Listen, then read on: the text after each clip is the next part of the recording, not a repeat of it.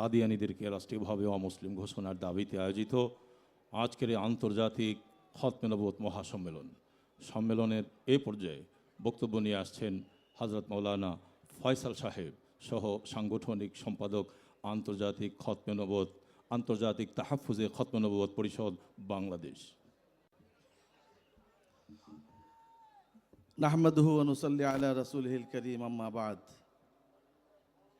আজকের এই ঐতিহাসিক সরওয়ার্দী উদ্যানের খতমে নবুয়ত সম্মিলিত খতমে নবুয়ত সংরক্ষণ কমিটির মহাসমাবেশের উপস্থিত তৌহিদি জনতা, আমাদের স্পষ্ট দাবি, বাংলাদেশে কাদিয়ানীদেরকে অমুসলিম ঘোষণা করতে হবে। এটা শুধু আমাদের একার দাবি নয়, এটা প্রত্যেকটা মুসলমানের ঈমানি দাবি।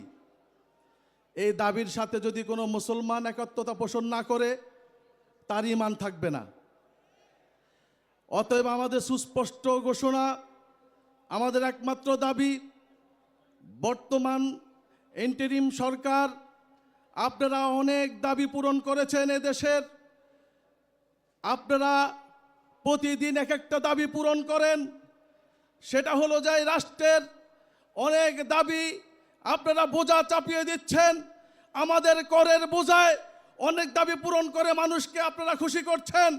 স্পষ্ট ঘোষণা, বাংলাদেশে যদি কাদিয়ানীদেরকে অমুসলিম ঘোষণা না করা হয়, মনে রাখবেন আজকের ভিতরে যদি সুস্পষ্ট ঘোষণা না আসে, যমুনা ঘেরাও করা হবে, আপনাকে বাংলাদেশ থেকে দূরে সরতে দেওয়া হবে না।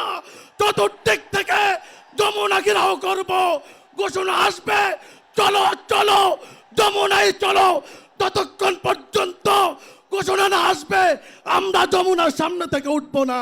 কে কে রাজি আছেন ইনশাআল্লাহ? দ্বিতীয় দাবি, আগামীতে আমাদের সংসদ নির্বাচন, অনেকে ক্ষমতা যাওয়ার জন্য আপনারা আকুল হয়ে আছেন, বেকুল হয়ে গেছেন, সকলে ক্ষমতা যেতে চান।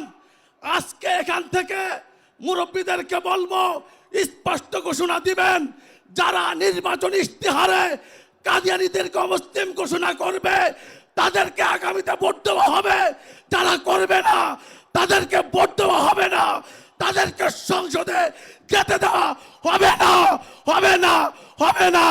আয়ে মর্দে মুজাহিদ, तुझे ईमान की कसम है, कादियानी के मुकाबले में लगा नाराए तकबीर, नाराए तकबीर।